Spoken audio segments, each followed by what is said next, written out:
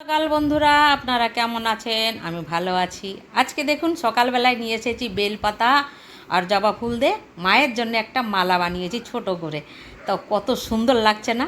তো আপনাদের কেমন লাগছে অবশ্যই কমেন্ট করে জানাবেন। আমি আপনাদের অপেক্ষায় থাকলাম।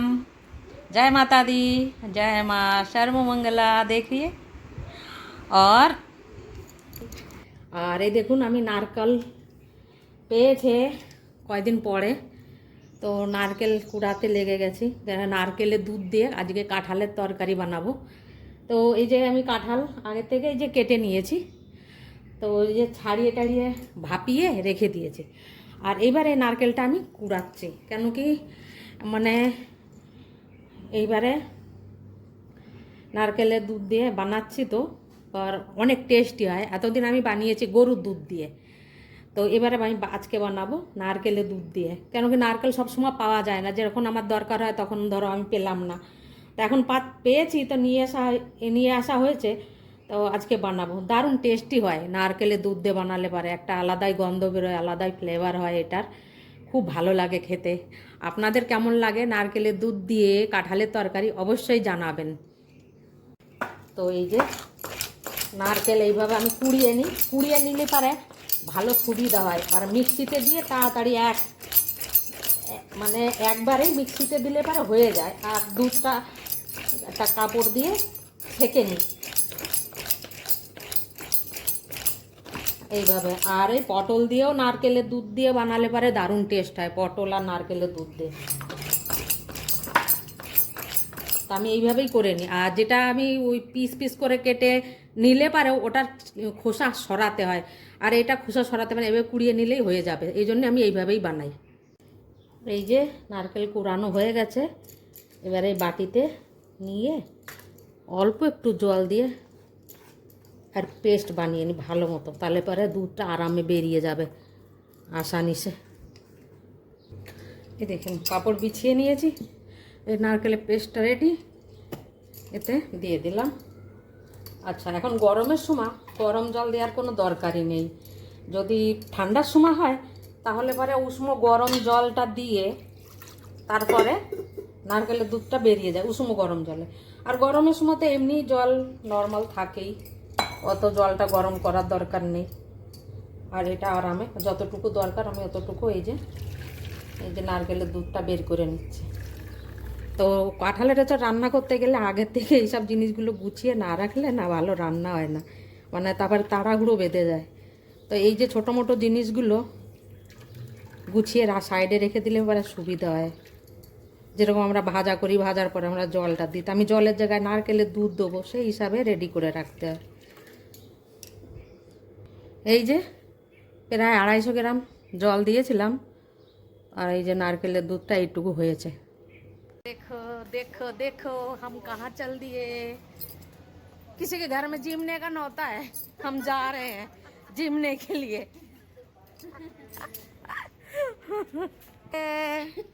हाँ, ये बोले कि नंदी खड़ा है, देखो ये चो भाई फोटो।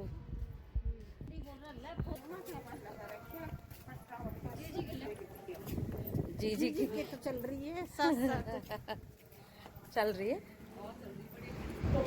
তো আজকে দেখুন আমি মানে আমাদের মন্দিরে যারা যেসব মহিলারা এসে সৎসঙ্গ করে তারা সবাই মিলে আমরা এক মহিলার ঘরে আমরা উপস্থিত হয়েছি। এখানে একটু চায়, একটু গপসপ হবে, একটু কথাবার্তা হবে, এক দুসরার মানে একে অপরের কি রান্না বাড়ি হয়েছে, কে কীরকম লাগে। আর আজকাল ফেমাস মোদি ঝালমুড়ি খেয়েছিল কলকাতায়, সেই ঝালমুড়ির টেস্ট কীরকম লাগে এরা কোনো দিনও খায়নি। আর এরা রাজস্থানী, এরা কি করে জানবে সেই ঝালমুড়ির টেস্ট কীরকম, কাকে বলে। আমরা তো খেয়েছি, ছোটোবেলা থেকে খেয়ে মানুষ হয়েছি, আমরা তো জানি। তাই দেখুন এরা ঝালমুড়ি বানাচ্ছে, আর এরাও বলছে যে ঝালমুড়ি খেলে পরে এতে তেল কম লাগে, এতে পেটও ভরে যায়, দারুণ টেস্টি হয় খেতে। আর বিনা তেলে কিভাবে রান্না করা যায়, আমরা এইসব নিয়েই একটা পার্টি চলছে, ছোটো মতো টি পার্টি বলতে পারেন, যাকে আমরা টি পার্টি বলি। তো এই দেখুন আমরা লেগে গেছি কথা বলতে, গপসপ করতে, আর এইভাবে কী দিয়ে কী করে বানানো হয় ও ডাইরেকশান দিচ্ছে ও। মানে টিভিতে দেখেছিল না খেতে ঝালমুড়ি, আর সেই সময় ফেমাস হয়ে গেছিলো ঝালমুড়িটা, সেই জন্য ওরাও সেইভাবে বানানোর চেষ্টা করছে আর বানাচ্ছে। আর আমি এই যে সামনে বসে রয়েছি, এদের দেখছি এরা কি করে কি না করে, আর সাথে আপনাদেরও দেখাচ্ছি। দেখুন কেমন লাগছে অবশ্যই জানাবেন। এই দেখুন আমাদের সৎসঙ্গ মণ্ডলী, এই সবগুলো আমাদের সৎসঙ্গ হয় যখন বাড়িতে, তখন এরা সবাই আসে আমাদের মন্দিরে। আর তাই দেখুন প্লেটে করে দিয়ে দিয়েছে ঝালমুড়ি, তো খেয়ে বলছে সব কীরকম, শুনুন আওয়াজ। আর তারপরে এই দেখুন এরা ডিজে বাজিয়ে ডান্স করছে। আমি তো নাচতে পারি না, তো কি করব, এরা ডান্স করছে, আমি ভিডিও বানাচ্ছি। তো এরা তো খুব সুন্দর নাচে, ডিজে টিজে বাজলে পারে এত সুন্দর ডান্স করে, তা বলা যায় না। তো ওখান থেকে আসার পরে আম নিয়ে নিয়েছি। আমটার ওজন প্রায় 350 গ্রাম হবে, 300-র বেশি হবে। তো এই আমটা নিয়ে নিয়েছি, আর আজকে আমি বানাবো, তো আজকে এই আমটা দিয়ে আমি বানাবো যে আমাদের ফুরুলি বলে, তো আমি ওই এখানে বলে গুলগুলা। তো আজকে আম দিয়ে বানাবো আমি ফুরুলি কিংবা গুলগুলা। দারুণ খেতে টেস্টি হয়। যে বছরই আম, প্রত্যেক বছর আম আসে, সেইবারেই আমি আম দিয়ে কমসে কম একবার তো বানাবোই আম দিয়ে গুলগুলা। তো এই দেখুন আমি বাটি মেপে জিনিসপত্র নিয়ে নিয়েছি। তা দেখুন এইভাবে এক বাটি সুজি নিয়েছি, প্রথমে সুজিটা এক বাটি দুধ দিয়ে এরকম ভিজিয়ে দিলাম। এবারে আমি আমটাকে ছাড়িয়ে নেবো। তো এই দেখুন ছাড়াতে ছাড়াতে আপনাদের সাথে কথা বলছি যে আমার না খুব ভালো লাগে যে ভগবানের জন্য ভোগ প্রসাদ বানানো, আর ভোগ লাগানোর পরে সবাইকে, পরিবারের সবাইকে ধরো দিলাম, নিজে একটু ভোগ প্রসাদ খেলাম। আমার কাছে এটা খুব দারুণ লাগে। আর কার কাছে কীরকম লাগে তা তো বলতে পারবো না, আমার কাছে খুব ভালো লাগে। আমার কাছে লাগে আমি রোজ না মায়ের জন্য নিত্য নতুন ভোগ বানাবো, রোজ নাই ভোগ লাগাবো, কিন্তু আমি পেরে উঠি না। কি করব, আমাদের বাড়িতে নিরামিষও চলে আমিষও চলে, তো পেরে উঠি না। তবুও আমি যতটুকু পারি আমি মায়ের জন্য, তবুও বিকেলবেলার দিকে আমি যেখানেই যাই না কেন বিকেলবেলা তাড়াতাড়ি বাড়ি এসে আগে স্নানটা সেরে নিয়ে তারপরে আমি এই যে মায়ের এই ভোগ বানানোর চেষ্টা করি।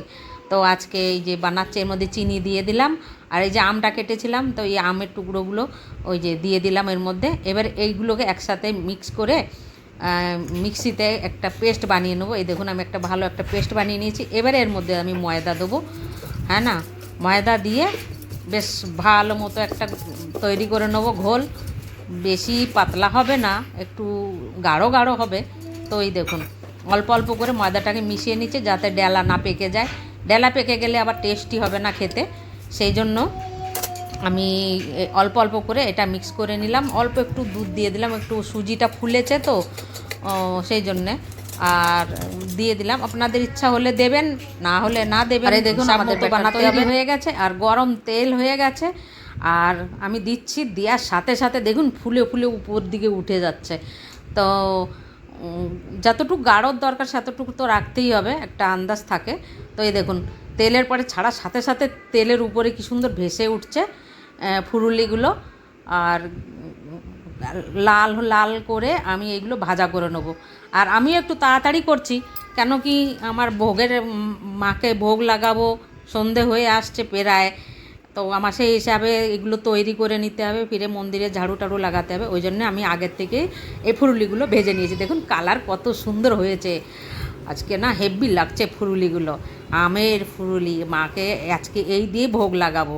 তো এই দেখুন আমি থালা সাজিয়ে নিচ্ছি, আর দারুণ লাগছে। আর পাকা আমের যে গন্ধটা না ভীষণ ভালো লাগে, কার না ভালো লাগে, সবারই ভালো লাগে, আমার তো ভীষণই ভালো লাগে। আর দেখুন আমি 3টে থালায় আরামে সাজিয়ে নিলাম। আর এবারে দেবো গিলাসে জল দেবো, তো তুলসী পাতাও দিতে হবে, তুলসী পাতা না দিলে আবার ভোগ আধুরা থেকে যাবে।